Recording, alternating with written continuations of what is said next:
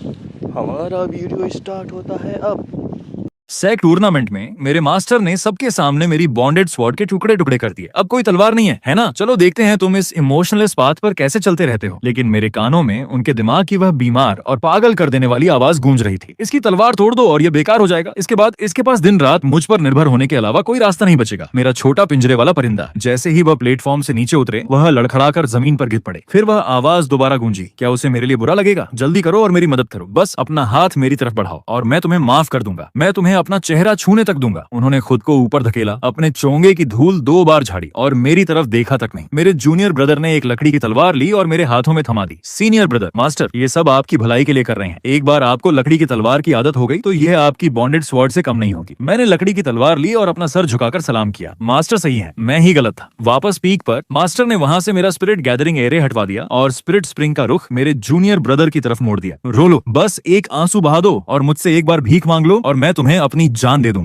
मैंने अपना सामान एक स्टोरेज बैग में पैक किया और नौकरों के क्वार्टर में शिफ्ट हो गया। मास्टर दरवाजे पर खड़े थे, उनका हाथ एक सेकंड के लिए कांप रहा था। तुम मुझसे भी क्यों नहीं मांगते? क्या तुम मेरे दिल को दर्द से मार देने की कोशिश कर रहे हो? ठीक है, देखते हैं तुम कब तक ऐसे सख्त बनने का नाटक कर सकते हो। जब तुमसे और सहा नहीं जाएगा, तुम रोते हुए मेरे पास वापस आओगे और मेरी मदद के लिए गिड़गिड़ाओगे। उन्हें नहीं पता था कि सिस्टम ठीक हो चुका है। 7 और दिनों में मैं इस पागल से आजाद हो जाऊंगा और आखिरकार घर जा पाऊंगा। मैंने यह उम्मीद नहीं की थी कि जिस पल मैं सच में गायब होने वाला हूँ, वह जख्मों से लथपथ मेरे बेडरूम में हाजिर हो जाएंगे। मैंने दवा का बर्तन कोयलों पर रखा। इस खून रोकने वाली जड़ी बूटी के लिए मैं अपने जख्मी शरीर को लेकर लगातार 4 घंटे तक पिछले पहाड़ में भटकता रहा। लकड़ी का दरवाजा लात मारकर खोला गया। एक महंगा बूट दवा के बर्तन पर आ गिरा। मिट्टी का बर्तन टूट गया और भूरी दवा हर तरफ बिखर गई। गर्म ड्रैग्स मेरे हाथ के पिछले हिस्से पर गिरे, जिससे लाल निशान पड़ गए। चैन जिहाओ दरवाजे पर खड़ा था और एक विकेड स्माइल के साथ मुस्कुरा रहा था। सीनियर ब्रदर, इस जड़ी बूटी की बदबू बहुत ज्यादा तेज है। अगर इससे मेरे स्पिरिट बर्ड का दम घुट गया तो उसके पीछे डिसिप्लिन हॉल के शिष्य थे, वे सब लोग जिन्हें मैं कभी मेंटर करता था। अब वे वहां अपनी तलवारें पकड़े खड़े थे, मेरी तरफ देख तक नहीं रहे थे। चेन जिहाओ ने जमीन से वह पुरानी 7 लीफ पर्पल हर्ब उठाई। बिल्कुल सही, मेरे स्पिरिट बर्ड को आजकल ज्यादा भूख नहीं लग रही है। ये जड़ी बूटी भले ही सस्ती हो, लेकिन एक जानवर की भूख जगाने के लिए काफी है। वह 7 लीफ पर्पल हर्ब थी। 5 साल पहले जब मास्टर सीक्रेट रेल में बुरी तरह जख्मी हुए थे, मैं एक दरिंदे के घोंसले में घुस गया था और उस एक टहनी को लाने के लिए मेरा लगभग पूरा खून बह गया। तब उन्होंने मुश्किल से इस पर एक नजर डाली थी। अब मैं पिछले पहाड़ की खाक छान रहा था, सिर्फ इन बचे कुछ टुकड़ों को इकट्ठा करने के लिए। जाओ, इसे बर्ड को खिला दो। मैं बस अपनी नजर के सामने वाले पैनल को देखता रहा। इस दुनिया को छोड़ने के लिए अब सिर्फ 6 दिन बचे थे। मैं पीछे हटा और चेन जिहाओ के लिए जगह बना। अगर जूनियर ब्रदर को यह पसंद है तो वह इसे ले सकता है। चेन जिहाओ की मुस्कुराहट वहीं जम गई और उसकी नजरें बदल गईं। उसकी उंगलियां उस फर क्लोन पर फिरी जो उसने पहना हुआ था। वह शाओबाई था, वह स्प्रिट फॉक्स जिसे मैंने 10 साल तक पाला था और अपनी स्पिरिचुअल पावर से खिलाया था। कल चेन जिहाओ ने हल्के से कहा था ठंड है, और मास्टर ने उसे जिंदा ही खाल से अलग कर दिया। चेन जिहाओ ने फॉक्स फर को अपने ऊपर और कस लिया और अपना चेहरा कॉलर में छुपाकर उसे रगड़ने लगा। सीनियर ब्रदर, ये फर कितना गर्म है। अच्छा हुआ मास्टर मुझसे इतना प्यार करते हैं, और उन्हें दोष मत देना। अगर एक जानवर मुझे गर्मी दे सके तो यह उसकी किस्मत है। मेरे सीने में एक पल के लिए दर्द हुआ और फिर वह सुन्न हो गया। बस कुछ दिन और फिर यह सब खत्म हो जाएगा। मास्टर आंगन के दरवाजे पर दिखे। वह आंगन में कदम रखते ही चिढ़ने लगे, शायद इसलिए क्योंकि उन्हें दवाई की बू से नफरत थी। उन्होंने मेरी तरफ देखा। ये सिर्फ एक जानवर है। चेन जिहाओ कमजोर है और इसे खुद को गर्म रखने के लिए इस्तेमाल करना इसकी खुशकिस्मती है। अगर तुम बुरा मानते हो तो तुम्हारा दिल खोटा है। फिर वही पागल सी आवाज मेरे कान में गूंजी, चलो रो। जिस पल तुम रोगे मैं तुम्हारे उन खूनी आंसुओं को एक जेड बॉक्स में छुपा दूंगा। तुम्हारे सबसे प्यारे स्प्रिट पेट का फर यहाँ है। इससे दर्द तो हो रहा होगा ना? मेरे घुटनों पर गिरकर मुझसे भीख मांगो। जब तुम इतना रोगे कि सांस न ले पाओ, तब मैं तुम्हारी तरफ कुछ गोलियां फेंकूंगा और तुम्हारा सर थपथपाऊंगा। मैंने कोने से झाड़ू उठाई और झुककर दवाई का कचरा दरवाजे से बाहर निकालने लगा। जब तक जूनियर ब्रदर को यह पसंद है, बस ध्यान रखना कि इससे मास्टर की आंखें गंदी ना हो। मैं अभी इसे साफ कर देता हूँ। मेरे मास्टर का चेहरा जम गया, उनकी आंखों में गुस्सा भड़क उठा। अपनी आस्तीन के एक झटके से उन्होंने स्पिरिचुअल फोर्स की एक लहर छोड़ी, जिसने मेरे हाथ में झाड़ू के टुकड़े टुकड़े कर दिए। लकड़ी की फांस मेरी हथेली में चुभ गई और खून टपकने लगा। मैंने कोई रिएक्शन नहीं दिया। मेरे मास्टर मेरे पास चलकर आए। कितनी बदतमीजी है। लगता है सर्वेंट्स क्वार्टर्स में तुम बहुत ज्यादा आराम से रह रहे हो। तुम्हारे अंदर थोड़ी सी भी शर्म बाकी नहीं है। मैंने अपना सर झुका लिया और अपने पैरों के अंगूठों को देखने लगा। इस डिसाइपल को अपनी गलती का एहसास है। अगर तुम जानते हो कि तुम गलत हो तो पिछले पहाड़ पर फ्रॉस्ट फॉल के नीचे जाकर घुटनों के बल बैठो और इस पर गौर करो। जब तक समझ ना आ जाए वापस मत आना। फ्रॉस्ट फॉल वह जगह थी जहाँ स्वॉर्ड सेक्ट बड्ढे गुनाहों की सजा देता था। अगर यह पहले की बात होती तो मैं अपनी स्पिरिचुअल पावर से इसे झेल लेता, लेकिन अब मेरी लाइफ बाउंड तलवार टूट चुकी थी, मेरी शक्तियां खत्म हो गई थीं और वहां जाने का मतलब था सीधा मौत के मुंह में जाना। मैंने मास्टर की तरफ देखा। जी मास्टर। फिर मैं मुद्दा और चला गया। मेरे पीछे मैंने उनकी भारी सांसें सुनी और फिर एक टी कप के टूटने की तेज आवाज आई। पिछले पहाड़ की हवा बहुत तेज चुभ रही थी। झरना चट्टान से गिरकर मेरी पीठ पर जोर से टकरा रहा था और ठंड मेरी हड्डियों के हर कोने में समाती जा रही थी। मैं तालाब के बीच में हार्ड स्टोन पर घुटनों के बल बैठ गया। मेरे घुटने पहले ही सुन्न हो चुके थे। दर्द मेरी नसों में छेद कर रहा था। 3 साल पहले मेरे मास्टर के ट्रिब्यूलेशन के वक्त उनका मैजिक आर्टिफैक्ट टूट गया था। मैं उनके सामने खड़ीदा हो गया और बिजली का झटका अपने ऊपर ले लिया। मेरे दिल की नस फट गई थी और तब से ठंड की वजह से वहां बेहिसाब दर्द होता था। अब उस बर्फीले पानी ने उस पुरानी चोट को फिर से जगा दिया। दर्द से मेरी नजर धुंधली हो गई, लेकिन मैंने एक आवाज तक नहीं निकाली। उसी वक्त मेरे मास्टर एक वाटर मिरर में देख रहे थे। वह इंतजार कर रहे थे कि मैं कब इंसाफ मांगता हूँ, कब टूटकर उनसे रहम की भीख मांगता हूँ। उनकी किस्मत खराब थी, उन्हें वह कभी नहीं मिलने वाला था। काउंटडाउन 5 दिन। चेन जिहाओ एक सफेद जेट बाउल लेकर आया जिसमें से भाप निकल रही थी। यह हार्ड गार्ड सूप था। इसका सिर्फ एक घूंट ठंड को रोक सकता था। वह किनारे पर रुका, उसके बूट्स बर्फ पर कड़कड़ा रहे थे। सीनियर ब्रदर, कैसा लग रहा है? मास्टर ने कहा है कि अगर तुम अपना सर झुकाने को तैयार हो तो यह दवाई तुम्हारी है। मैंने अपनी आंखें बंद कर ली, अपने शरीर में बची कुची स्पिरिचुअल पावर को घुमाने लगा और उसे इग्नोर किया। चेन जिहाओ ने अपनी कलाई मोड़ दी और वह भूरी दवाई बर्फ पर बिखर गई, जिससे बर्फ पर गहरा निशान पड़ गया। ओप्स, मेरा हाथ फिसल गया। अब अपनी हालत तो देखो, तुम एक कुत्ते से भी गए गुजरे हो। कभी तुम सीनियर ब्रदर हुआ करते थे और अब मैंने सफाया कर दिया है, तो अब यहाँ से दफा हो जाओ। यहाँ खड़े होकर रास्ता मत रोको। चेन जिहाओ का चेहरा गुस्से से काला पड़ गया।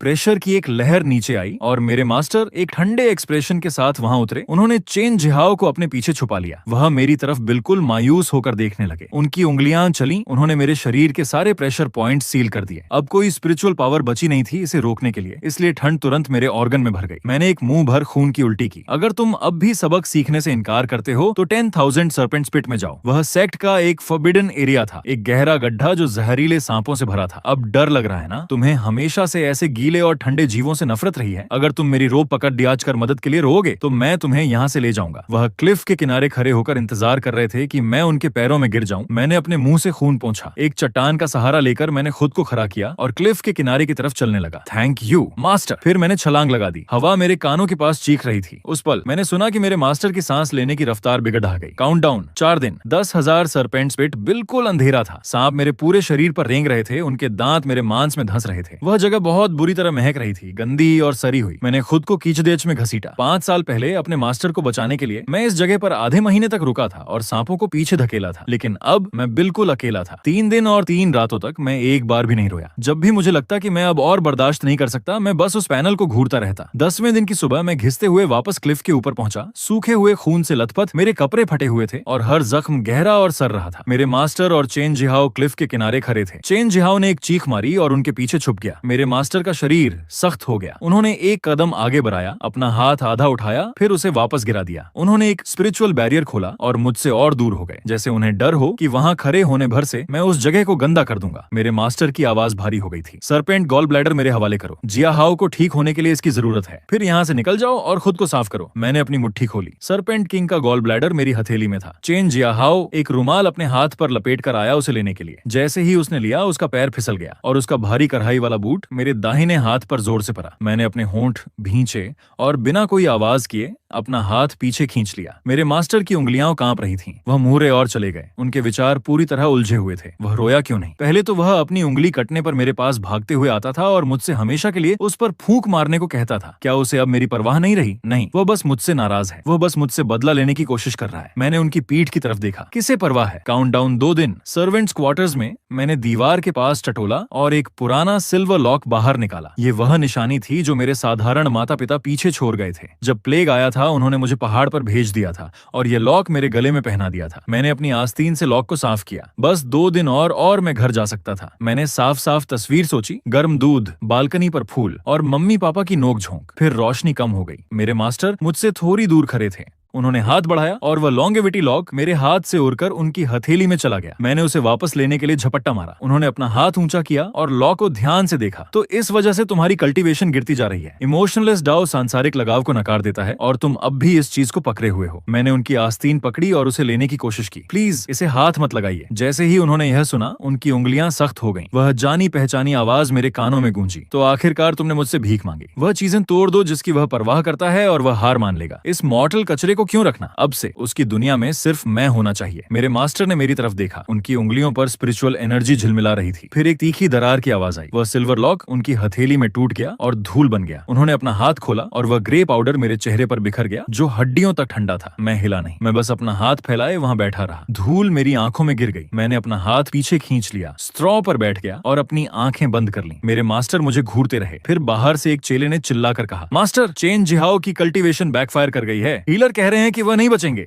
मेरे मास्टर ने मेरी कलाई इतनी जोर से पकड़ी कि लगा जैसे मेरी हड्डियां टूट जाएंगी। मेरे साथ चलो मेन हॉल में। चेन जिहाओ एक जेड काउच पर लेटा था। उसके मुंह के कोने में हर तरफ खून था। हीलर्स का एक ग्रुप फर्श पर घुटनों के बल बैठा था, अपनी रिपोर्ट दे रहा था। जूनियर ब्रदर, चेन की हार्ट मेरिडियंस डैमेज हो गई हैं। उन्हें कैटलिस्ट के रूप में किसी ऐसे इंसान के दिल का खून चाहिए जो उसी कल्टीवेशन पाथ पर हो। स्वॉर्ड सेक्ट में इमोशनलेस डाउ पर सिर्फ मैं और मेरे मास्टर थे। उन्होंने एक खंजर बाहर निकाला और उसे मेरे सामने रखा। इसे बचाओ। मैंने उस ब्लेड की तरफ देखा। मैं वैसे भी जल्द ही जा रहा था। अगर यह शरीर बर्बाद भी हो जाए तो कोई फर्क नहीं पड़ता। ठीक है। मैंने अपनी रोब खोली और अपना सीना नंगा कर दिया, जो पुराने जख्मों के निशानों से भरा था। ये वह जख्म थे जो उनके लिए ट्रिब्यूलेशन स्ट्राइक्स झेलते वक्त मुझे मिले थे। मेरे मास्टर की नजर उन पर पड़ी और खंजर पकड़े हुए उनका हाथ रुक गया। चेन जिहाओ ने काउच पर दर्द से कराहने की आवाज की। मेरे मास्टर ने हरकत की। वह खंजर मेरे मांस में धंस गया, सीधा मेरे सीने में, और दर्द की एक लहर मेरे अंदर से गुजर गई। मैंने अपने दांत भींचे और खामोश रहा। उन्होंने अपनी कलाई मोड़ी और सुनहरी लाल खून की 3 बूंदें बाहर निकल आईं। जिस पल मेरे दिल का खून मेरे शरीर से बाहर निकला, मैं गिर गया। मेरी आंखों के सामने अंधेरा छा गया। उस बेहोशी में मेरे मास्टर ने आगे बढ़कर अपना हाथ मेरे सीने पर रखा। उन्होंने खून बहना नहीं रोका, बल्कि उन्होंने खून से लथपथ कपड़े का एक टुकड़ा कतरकर अपनी आस्तीन में छुपा लिया। वह आवाज फिर बोली, कितना खून है, अभी भी गर्म है। ये उसके दिल का खून है, इसे छुपा लो, बाद में मुझे दिखाना। हॉल चेलों से भरा हुआ था। उन्होंने मुझे फर्श पर गिरते हुए देखा और उनमें से कोई भी एक कदम आगे नहीं बढ़ा। आप कह सकते थे कि सीनियर ब्रदर हमेशा से जूनियर ब्रदर चेन से नाखुश थे। नहीं सोचा था कि वह उन्हें इतना उकसाएंगे। थोड़ा सा खून निकालना तो आसान सज्जा है। सच में वह इसी के लायक था। मैं फर्श पर लेटा रहा, उस ट्रांसल्यूसेंट पैनल को घूरता रहा। काउंटडाउन में बस एक दिन बचा था, बस पहुंचने ही वाला था। मैंने अपनी आंखें बंद कर ली। काउंटडाउन खत्म होने में अब सिर्फ 3 घंटे बाकी थे। आज स्वॉर्ड सेक्ट में हलचल मची हुई थी। पूरे माउंटेन गेट पर लाल रेशम लटका था और हवा में संगीत गूंज रहा था। ये चेन जिहाओ की कोर फॉर्मेशन सेरेमनी थी। उन्होंने मुझे कालकोठरी से खींचा और सफेद जेड की लंबी सीढ़ियों से घसीटते हुए ले गए। मेरे मास्टर ऊपर एक सफेद जेड के तख्त पर बैठे थे और चेन जिहाओ उनके बगल में था। उन्होंने मुझे जबरदस्ती प्लेटफॉर्म के बीच में खड़ा किया, जहां 2 लॉ एनफोर्समेंट डिसाइपल्स ने मेरे कंधे दबाए और मुझे घुटनों पर बिठाने की कोशिश की। मैंने इनकार कर दिया। मेरी नी कैप्स ठंड और दर्द से जल रही थी, लेकिन फिर भी मैं सीधा खड़ा रहा। फिर मैंने ऊपर देखा और अपने मास्टर को देखा, जो नीचे मेरी तरफ घूर रहे थे। उनकी आवाज स्पिरिचुअल पावर की वजह से पूरे सेक्ट में गूंज रही थी। तुम अपने साथ के डिसाइपल से जलते थे और तुम्हारा दिल काला हो गया था। अब जब चेन जिहाओ अपनी कोर बना रहा है, तो उसे अपनी ओरिजिन को संभालने के लिए एक सुप्रीम स्वॉर्ड बोन की जरूरत है। उसका सीनियर ब्रदर होने के नाते ये तुम्हारा आखिरी प्रायश्चित है। अपनी स्वॉर्ड बोन निकाल कर बाहर करो। तो ये था असली फिनाले, मेरी पैदाइशी स्वॉर्ड बोन, बिना तुम्हारी तलवार के। देखते हैं तुम इमोशनलेस पाथ पर कल्टीवेशन कैसे करते हो। लेकिन मेरे कानों में उनकी वह घटिया और पागल कर देने वाली इनर वॉइस गूंज रही थी। ये वही टॉप टियर स्वॉर्ड बोन थी जिससे पूरी कल्टीवेशन दुनिया जलती थी और जिस पर मास्टर कभी सबसे ज्यादा गर्व करते थे। अब वह इसे अपने हाथों से निकालकर दूसरे के शरीर में डालने वाले थे। सीनियर ब्रदर, प्रायश्चित के लिए अपनी स्वॉर्ड बोन दे दो। ये नारा किसी लहर की तरह गूंज रहा था। मैंने मास्टर को देखा। उनका चेहरा अब भी ठंडा और मगरूर था, लेकिन अंदर ही अंदर उनकी आवाज मुझ पर चिल्ला रही थी, अगर तुम अभी घुटनों पर गिर जाओ, यहाँ रेंगते हुए आओ और मेरे लिबास का कोना चूमो। अगर तुम सबके सामने ये मान लो कि तुम मेरे बिना नहीं रह सकते, तो मैं तुम्हें छोड़ दूंगी। चलो, इतने जिद्दी मत बनो। अगर वह स्वॉर्ड बोन चली गई तो तुम बेकार हो जाओगे और तब तुम्हारे पास सिर्फ मेरे बगल में ही जगह बची होगी। उन्होंने एक परफेक्ट जाल बिछाया था। उन्हें लगा कि जब तक मैं जिंदा हूँ, वह हमेशा मुझे कंट्रोल कर सकते हैं। पर अफसोस, उन्होंने एक गलती कर दी। मैंने कभी जिंदा रहने का सोचा ही नहीं था। मैं धीरे से सीधा खड़ा हुआ, उन एनफोर्सर्स को झटक दिया जो मुझे पकड़े हुए थे, और उस जगह को देखा जहाँ मैं 20 साल रहा था। हर घास का तिनका, हर पेड़, मैं इनकी हिफाजत अपनी जान देकर करता था। अब यह सब गंदा लग रहा था। आपको यह खुद करने की जरूरत नहीं पड़ेगी। अगले ही पल मैंने अपना दायां हाथ उठाया। उंगलियां किसी तलवार की तरह तेज थीं। मेरी उंगलियों पर स्पिरिचुअल पावर की आखिरी बूंद जली और मैंने उसे सीधा अपनी पीठ में घोंप दिया। क्या तुम्हारा दिमाग खराब हो गया है? मास्टर उछलकर खड़े हो गए और उनके चेहरे का सुकून पल भर में टूट गया। सब हैरत में जम गए थे। दांत पीसते हुए मैंने अपनी रीढ़ की हड्डी के पास उंगलियां फंसाई और उसे बाहर खींचा। इंच दर इंच वह चमकती हुई स्वॉर्ड बोन मेरे शरीर से बाहर निकल आई। पूरा मैदान खामोश हो गया। खून से लथपथ मैं वहां अपनी स्वॉर्ड बोन पकड़े खड़ा था, जो अब भी लाल टपक रही थी। मेरा शरीर मुश्किल से खड़ा था। यह रही वह स्वॉर्ड बोन जो आपको चाहिए थी। मैंने मास्टर के सफेद पर चुके चेहरे को देखा। अब उनके दिमाग में सिर्फ डर था। वह चिल्ला रहे थे, यूफान रुको, अभी रुको, मुझे यह नहीं चाहिए, मैं यह नहीं चाहता। मैं हंसा। मैं इतनी जोर से हंसा कि मेरी आंखों से आंसू निकलने लगे। मास्टर, ये कल्टीवेशन, ये शरीर और खून, मैं आज सब आपको वापस कर रहा हूँ। मैंने अपना हाथ भींच लिया। क्रैक! वह top tier spear sword bone मेरी मुट्ठी में चूर चूर हो गई और पूरे सेक्ट में राख बनकर बिखर गई। अब मुझ पर आपका कोई कर्ज नहीं है। आप दोनों को उम्र भर की खुशियां मुबारक। काश हम दोबारा कभी न मिलें। ठीक उसी वक्त सिस्टम का काउंटडाउन 0 हो गया। होस्ट सफलतापूर्वक अलग हो गया। नहीं, वह किसी पगले की तरह नीचे भागे, लेकिन उनके हाथ में सिर्फ हवा में उड़ते हुए चमकीले कण आए। मैं पूरी तरह हवा में गायब हो गया, बिना अपनी रूह का एक तिनका छोड़े। प्लेटफॉर्म पर मास्टर बीच में ही रुक गए, हवा में हाथ फैलाए हुए। उसने मुझसे फिर झूठ बोला। वह मरने की हिम्मत कैसे कर सकता है? उसने कहा था वह मेरे बिना नहीं रह सकता। उसने कहा था मैं ही उसका अकेला प्यार हूँ। वापस आओ, यहाँ वापस आओ। उन्होंने किसी दीवाने की तरह अपने नंगे हाथों से पत्थर की टाइल्स उखाड़ दी, ये ढूंढने के लिए कि क्या मेरा कोई निशान बचा है। पर वहाँ कुछ नहीं था, रूह का एक कतरा भी नहीं। सबसे खतरनाक सोल सर्चिंग टेक्निक से भी वह मेरा निशान नहीं ढूंढ पाए। चेन झाओ डर गया था। वह अपनी सीट पर गिर गया और डरते हुए बोला, मास्टर। मास्टर ने झटके से अपना सिर घुमाया। उनकी आंखें खून की तरह लाल थीं। बाहर निकल। उन्होंने एक पाम स्ट्राइक मारी। चेन झाओ को चीखने तक का मौका नहीं मिला और उसका आधा शरीर खून के बादल में बदल गया। उसका खून और मांस थूक दो। किसने कहा तुम उसकी बोन ले सकते हो? किसने तुम्हें इजाजत दी? उस दिन वह स्वॉर्ड सेक्ट हेल बन गया। दुनिया का नंबर 1 स्वॉर्ड वेनरेबल पूरी तरह से डेमोनिक मैडनेस में गिर गई। फिर सीन बदला और एक गर्म लेकिन तेज धूप के नीचे मैं एक नरम गद्दे पर झटके से उठकर बैठ गया। बेडरूम का दरवाजा खुला। मेरी माँ गर्म दूध का गिलास लेकर अंदर आई। उनके चेहरे पर एक चिंता भरी मुस्कान थी। यूफान, क्या तुमने कोई बुरा सपना देखा? मैंने उन्हें खाली नजरों से देखा और अचानक मेरी आंखों से आंसू बहने लगे। माँ, वह एक शब्द पूरे 3 साल तक कहीं दबा हुआ था, जैसे एक पूरी जिंदगी बीत गई हो। 3 साल के उस सपने के बाद मैं आखिरकार घर वापस आ गया था, लेकिन उस दूर की कल्टीवेशन दुनिया में मास्टर पागल हो चुके थे। हर एक सोल सर्चिंग टेक्निक आजमाने और कुछ न मिलने के बाद वह सेक्ट के फॉरबिडन ग्राउंड में घुस गए। वह सेक्रेट रूम उन सारी ट्रॉफियों से भरा था जो उन्होंने इकट्ठा की थी। मुझे यकीन नहीं है कि तुम मर चुके हो। तुम्हें कहीं न कहीं तो छुपा होना ही होगा। अचानक उन्होंने अपनी कलाई चीर दी और फर्श पर बने उस अजीबो गरीब एरे में काला तरल पदार्थ बहने लगा। वह अपनी 10,000 साल की कल्टीवेशन और पूरे सेक्ट की किस्मत की कुर्बानी देने वाले थे, ताकि वह वक्त और जगह को चीर कर किसी दूसरी दुनिया का रास्ता निकाल सकें। उस रात देर गए। मैं ऑफिस में ओवरटाइम काम कर रहा था। फाइल पढ़ते वक्त मेरा हाथ ठहर गया क्योंकि मेरी पीठ पर एक ठंडक सी महसूस हुई। मैंने सहज रूप से पीछे मुड़कर देखा। फ्लोर टू सीलिंग विंडोज के पार शहर की लाइट्स चमक रही थीं। क्या यह मेरा भ्रम था? मैंने अपने सर को मसला, फाइल बंद की, लेकिन वह एहसास जैसे कोई सांप मुझे देख रहा हो और गहरा होता गया। कल्टीवेशन दुनिया में आसमान फट गया। कुदरत का कहर बरस रहा था और बैंगनी बिजलियां किसी ड्रैगन की तरह फॉरबिडन ग्राउंड्स पर गिर रही थीं। मास्टर के बाल बिखरे हुए थे। वह पुराने टॉप स्वॉर्ड सोवरेन अब जा चुके थे। अब वहां सिर्फ एक पागलपन से भरी औरत बची थी। फॉर्मेशन शुरू हो गई। चेन जाओ स्पिरिचुअल पावर की जंजीरों में जकड़ा हुआ था। मास्टर, मुझे बख्श दीजिए, मुझे दर्द हो रहा है। तुम्हें लगता है तुम यह कहने के लायक हो? यूफान ने इससे 1000 गुना ज्यादा सहा है। तुमने उसकी स्पिरिट बोन ली थी, इसलिए अब तुम्हारी जिंदगी इस एरे कोर की कीमत चुकाएगी। बिना किसी रहम के उन्होंने हाथ आगे बढ़ाया। चैन जाओ की चीख बीच में ही कट गई। उसका लाइफ फोर्स और सोल निकालकर उस काले वॉर्टेक्स में फेंक दी गई और वह पूरी तरह मिट गया। मास्टर ने सीधा उस स्पेस टाइम कैओस में छलांग लगा दी जो किसी भी चीज के छितरे उड़ा सकता था। उन्होंने खुद को और अपने साथ पूरे सेक्ट को तबाह कर दिया। मॉडर्न दुनिया में 3 दिन से लगातार बारिश हो रही थी। पूरा शहर मटमैली धुंध में लिपटा था। काम के बाद मैं अपनी कार लेने गैरेज गया। ऊपर की लाइट्स अचानक किसी पगली की तरह फड़फड़ाने लगी। तापमान बिल्कुल जमने वाला हो गया, यहाँ तक कि मेरी सांस भी सफेद धुएं में बदल गई। मैं रुका और अपनी चाबियों पर पकड़ मजबूत की। कोने में खरे हुए पानी में काला लिक्विड फैल रहा था। ऐसा लगा जैसे उसने मुझे महसूस कर लिया हो। वह परछाई हिली। उसने पूरी ताकत से अपना सिर उठाया। वक्त थम गया। वह मास्टर थे। राख बनने के बाद भी मैं उन आंखों को पहचान लेता। यूफान, आखिरकार मैंने तुम्हें ढूंढ लिया। वह एक बीमार और सुकून भरी हंसी हंसे, फिर किसी भूत की तरह मुझ पर झपट पड़े और मेरी एरी को अपनी उंगलियों से छकर लिया। मेरे साथ वापस चलो, तुम मेरे हो। उन्हें अब भी लगता था कि वह वही ना चुने जाने वाले स्वॉर्ड सोवरेन है। अफसोस की बात थी, ये कानून की दुनिया थी और यह मेरा इलाका था। मैंने नीचे उस औरत को देखा जो ऐसे बिहेव करता था जैसे सब कुछ उसी का हो। छोड़ो मुझे। मास्टर एक सेकंड के लिए ठहर गए। उन्हें मुझसे इस तरह के रिएक्शन की उम्मीद नहीं थी। उन्होंने अपनी पकड़ और मजबूत की, मुझे जमीन पर गिराने की कोशिश करने लगे। मैं चिल्लाया नहीं। मैंने धीरे से अपना दूसरा पैर उठाया, अपनी नजरें उनके हाथ के जख्म पर जमाई और जोर से पैर दे मारा। मास्टर के मुंह से एक तीखी और दर्दनाक चीख निकली। वह हैरानी से मुझे देखने लगे। छोड़ो, वरना ये हाथ गया। उनके चेहरे से पसीना बह रहा था। वह कागज की तरह सफेद पर गए थे, लेकिन फिर भी उन्होंने पकड़ नहीं छोड़ी। उन्होंने मेरी तरफ देखा। यूफान, तुम अब भी मुझसे नाराज हो। मुझे पता है मैं गलत थी। मुझे चेन जाओ के लिए तुम्हें चोट नहीं पहुंचानी चाहिए थी। मेरे साथ वापस चलो, मैं तुम्हें पूरी दुनिया दे दूंगा। बस वैसा करो जैसा कहा जाए और मैं तुम्हें सब कुछ दूंगी। मुझे लगभग हंसी आ गई। ये मेरी सुनी हुई सबसे बड़ी मजाक थी। पूरी दुनिया? क्या तुम पागल हो? मैंने उनके सामने ही अपना फोन निकाला और नंबर डायल किया। हेलो 911, मेरे गैरेज में एक स्टॉकिंग करने वाला क्रीप मुझ पर हमला कर रहा है। हाँ, वह मानसिक रूप से ठीक नहीं लग रहा और वह वायलेंट हो सकता है। कृपया किसी को अभी भेजिए। फोन रखने के बाद मैंने नीचे मास्टर की तरफ देखा। सुना तुमने? यह है मेरा जवाब। मास्टर की पुतलियां बुरी तरह कांपने लगीं। तुम्हारी हिम्मत हिम्मत कैसे हुई मुझे पकड़ डालने के लिए इन आम पुलिस वालों को बुलाने की। उन्होंने अपनी स्पिरिचुअल पावर को हिलाने की कोशिश की, मुझे उड़ा देने की कोशिश की, पहले की तरह अपने दबाव से मुझे कुचलने की कोशिश की, लेकिन उनका डेंटियन खाली था। जो कुछ वापस आया वह था सिर्फ एक चुभता हुआ दर्द और काले खून की एक उल्टी जो मेरे जूते पर गिरी। 10 मिनट बाद गैरेज सायरन की आवाज से भर गया। कई मजबूत ऑफिसर्स अंदर आए और उन्हें पानी के गड्ढों में दबोच लिया, जबकि वह पागलों की तरह लड़ेच रहे थे। तुम्हारी हिम्मत कैसे हुई? मैं सबसे बड़ा स्वॉर्ड सोवरेन हूँ, किसके पास मुझे छूने की हिम्मत है? मुझसे दूर हटो, तुम कीड़े मकोड़ो। वह जमीन पर छटपटाते रहे, लेकिन ठंडी हथकड़ियां उनकी कलाइयों पर लग गईं। स्टेशन में तेज सफेद लाइट्स सर घुमाने वाली थीं। मास्टर ने जेल की नीली यूनिफॉर्म पहन ली थी और उन्हें एक चमकती हुई डिटेंशन सेल में बंद कर दिया गया था। पुलिस को उनका कोई रिकॉर्ड नहीं मिला, ना आईडी, ना हाउस होल्ड रजिस्ट्रेशन, कुछ नहीं।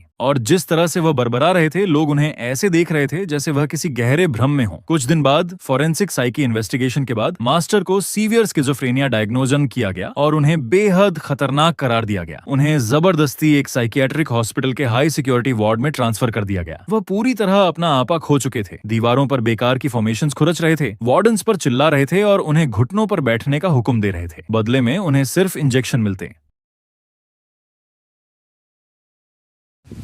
पूरा वीडियो देख लिया हो तो अब सब्सक्राइब कर दो, क्योंकि आगे और भी मज़ेदार वीडियो आने वाली है। तो मिलते हैं नेक्स्ट वीडियो में। बाय।